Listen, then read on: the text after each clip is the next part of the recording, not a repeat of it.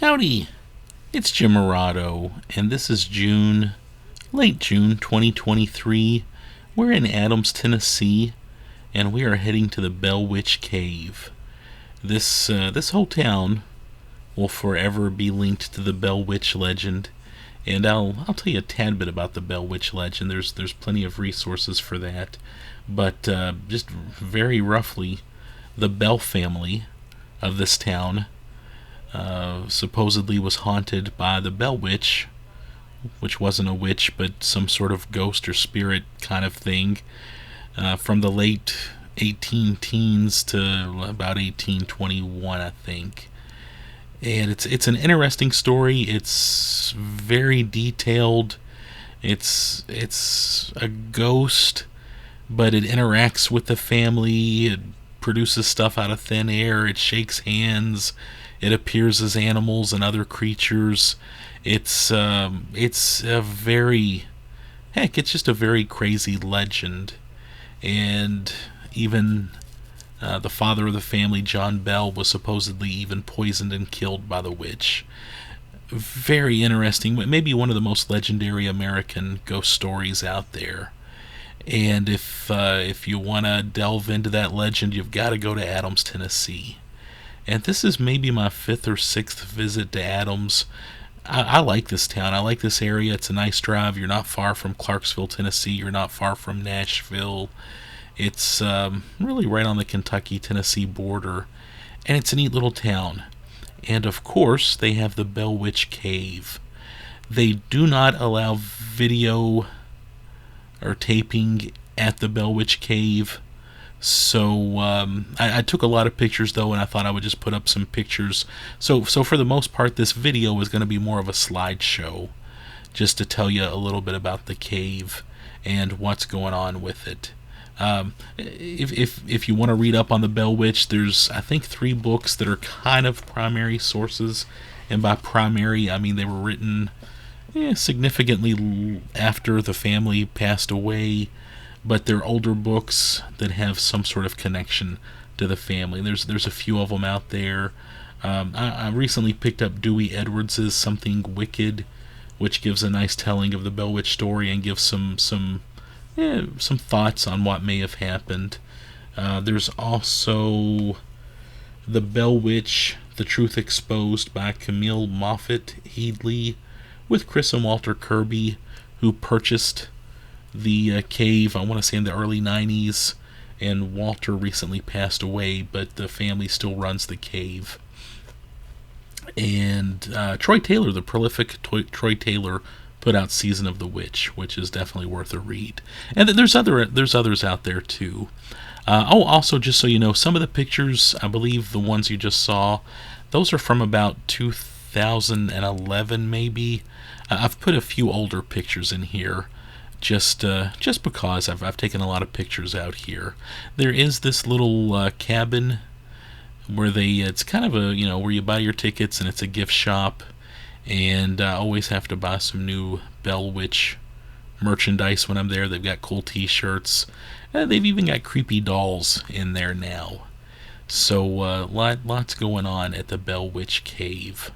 I came out here several times with my dad. He actually passed away March of 2020, and when I was here recently, I talked to Walter Kirby's daughter, who pretty much runs the cave now.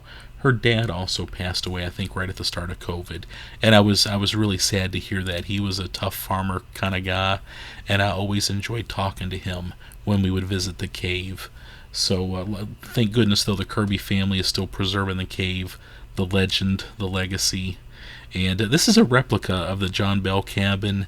And when you tour the cave, you actually stop here first, and they kind of give you a little tour of the replica cabin. They do not allow photos in there. They do have kind of a little museum inside where they've got various articles and stuff that you can look at. It's pretty cool. From there, you kind of walk down this hill to go to the cave, and there's the river is kind of right there by you.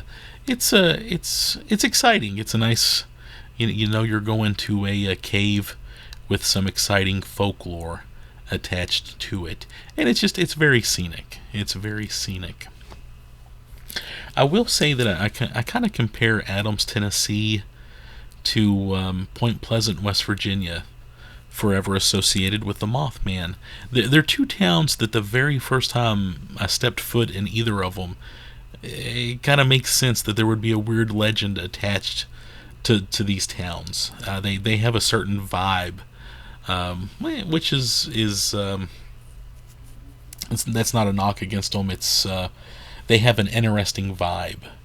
You set foot in those towns and you just know, yeah, something weird probably happened here. It's yeah, I'd almost call it an X-Files or Twilight Zone kind of feel, and it definitely gives the towns a lot of character. But Adams definitely has that kind of, it's you feel like there's a mystery here, and you wanna explore it while you're here. And of course, the main attraction in Adams, in my opinion, is the Bell Witch Cave, and that's one of our guides. I'm pretty sure a member of the Kirby family. She was very sweet and took us through the cave. And if if you've been to Mammoth Cave, if you've been to some of the other show caves, this is very different. It's I mean, look at the floor. They haven't put concrete on the floor. It's still pretty primitive. And yeah, here's some of our pictures. Some of them are kind of blurry. Again, they don't allow videotaping, so these are just photos I took as we walked through the cave. And I'm going to keep them basically in order. And it's not that long of a cave either. I mean, I want to say maybe 500 feet. I need to look that up, but it's not a really long cave, but you'll get a little workout while you're here, though. But it's not known for its formations. There is there was an Indian, I believe, a young Indian buried in the first kind of chamber room area you come to, and yeah, there's the burial site, and I believe robbers took the bones, and they just sort of leave it displayed there. People have started putting money, trinkets, things like that into the grave, and our guide warned us not to take anything out. I think they're just kind of letting people put what they want in there, and then they're trying not to disturb anything. So there's that, and there's one of the other people on our tour, gives you a sense of the size of the cave. Kind of to the right there is the entrance where we came in, and then there's a couple of little kind of cubby holes that you could, early explorers may have wanted to have squeezed into. I do believe they're charging $25 a person to do the tour now. I want to say maybe it was 19 or 20. I can't remember. Which is reasonable. I mean, you're getting a pretty cool. You're getting to see a pretty cool legendary cave associated with a legendary ghost, and it is a cool cave. But again, it's fairly wild. You're not going to be on your hands and knees, but you're definitely going to be ducking and squeezing through a couple of not too tight areas, but it does get a little tight. That's my buddy Rick. He's significantly taller than me, and he was twisting and turning for sure. I think I was reading that they do offer kind of extended nighttime tours of the cave and of the property. I think it's like a 3-hour kind of deal, maybe even more. They've got a couple of different things you can try, but I think that would be a lot of fun to come here at night and to have a little more access. I know there's an Indian cemetery kind of above the cave, and it's just a fascinating area. Of course, the John Bell property, the cave is on the property. There's a schoolhouse on the property. Pretty much most of the stuff you're going to be doing in Adams will be on the old John Bell property. There's a little more sense of just how tight this cave is. And of course, there are legends about don't take rocks. People have had bad luck when they've taken rocks and they've sent them back to the Kirbys. You can see a little bit of graffiti there too. I don't think I really noticed that on the way in. You can see it's a very wet cave too. I know when they have flooding, they do close the cave up. So if you're planning on doing your legend trip and going down to check it out, check their Facebook and their website first. And I know in the past their hours were somewhat inconsistent. Again, I think a lot of that was weather related. And then we got kind of towards the back of the cave after going through kind of a couple of, I guess you'd say, hallways. Our young guide said that she senses spirits in the cave, and she said on this particular day they were telling us hello. And I thought that was interesting. If you're a believer or a skeptic, the fact that she thought, or the fact that she told us that there were spirits telling us hello, I just thought was fascinating. They've changed the lighting a little bit. This is a formation at the very back of the cave that you always see. It's lighted differently now, but back in 2011, that's what it looked like. And to me, that looks like a Leatherface mask or some sort of a ghoulish mask you might see in a horror movie, the way they had that lit up. And I just think that's somewhat terrifying, really. I mean, you see the kind of nose and or kind of a lack of a nose and almost the skull-like eyes and mouth feature. So, but they don't have it lit up the same way now, and it doesn't have quite the same effect. But yeah. So we worked our way back out of the cave, and I've always tried to go here on off days or early in the morning, and usually in the past it's just been me and whoever's with me. On this particular day, I was with my friend Rick, and there were a couple of ladies also on our tour. So I've never been here for a big tour. I'd say if you try to avoid going at Halloween, you're gonna, you should have a nice small group. And some more formations. I know, just kind of taking pictures here and there, and trying to give you a sense of what the cave is like. I would say if you're claustrophobic, well, I've been in tighter caves for sure, and there's nothing like Fat Man's Misery or anything like that in this cave, but you definitely have to duck. I'm not a very tall person, and I still had to do some ducking. Wanted to mention too, Adams, Tennessee is not that far from Kelly, Kentucky, home of the Kelly Little Green Men sighting. Look that up. Also, that's very close to Hopkinsville. And of course, the sleeping prophet Edgar Cayce was from Hopkinsville. Great way to combine several legend trips. We're going back out. There's the two ladies that were with us. They exited the cave. Again, giving you just a sense of depth and size there.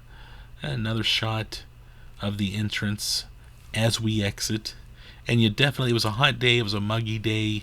It's nice and cool in the cave, and then once you kind of come up on the exit, it hits you all of a sudden. That heat from outside definitely hits you. But yeah, Kelly, Kentucky, not far away. Of course, the Night Rider, the Tobacco Wars, also happened in this area, right on the Kentucky-Tennessee border. Something to read up on if you're in the mood. A lot of weird stuff has happened in this area. Again, kind of, I don't want to say that there's a Kentucky-Tennessee, maybe Adams-Kelly triangle, but just a lot of weirdness has happened in this area. And we're leaving the Bell Witch Cave, driving away. Again, the Kirby family owns and operates this, and I've always thought of them as just they care about what they've got going on, and I've always enjoyed chatting with this family. I think they're fun and interesting people, and they've got their farm here. They actually farm it. I know you would go in the past, and Walter Kirby would be out doing farm stuff, and then he'd stop to sell you a ticket to the cave, and then his wife would give you the tour or whatever, and it was just a lot of fun. But you can see they still farm. Just a sweet little farm and family, and they own and operate this cave. Around Halloween, I know that the town does a play about the Bell Witch. They also do a play about the Night Riders and the Tobacco War. I'm gonna have to make a point to get down and check that stuff out. They do have like a fall festival event, and I'd love to do more of that. I like this area a lot, and it's definitely worth visiting as often as you can. There is a cemetery up the road that has a lot of the Bell family buried in that cemetery. There's a schoolhouse just up the road from here too, and they used to have an antique mall in that schoolhouse. They don't anymore, but they do have a really nice regional museum that has a lot of information on the Bell Witch and tobacco, the Night Riders, that kind of thing. Great museum. A really nice, knowledgeable guy runs that museum. You've got to check that out. And also in that schoolhouse is Moss's Restaurant. And all joking aside, I'm not just saying this because I'm recording this video right now, but Moss's is one of my favorite places to eat on the planet. You're going to have some of the best kind of comfort food, home cooking kind of meal you can imagine. And make sure you get their dessert, whatever they're having, it's going to be good. So yeah, it's the kind of something else that adds kind of another reason to come to this area. Anyway, have you been to Adams? What do you think? Have you been to the Bell Witch Cave? It's just a neat place. I hope you appreciated my pictures. I do love the cave, though. I know the Bell Witch Cave was on an episode of Ghost Adventures at one point. I did talk to someone who was making a documentary on the area, and I think he reached out to the owners of the cave, but they didn't want. They did not want to participate in the documentary. I have seen some documentaries where they go to other caves in the area and almost try to pretend like it's the Bell Witch Cave. So beware of that. But yeah, there's only one Bell Witch Cave here in Adams, Tennessee.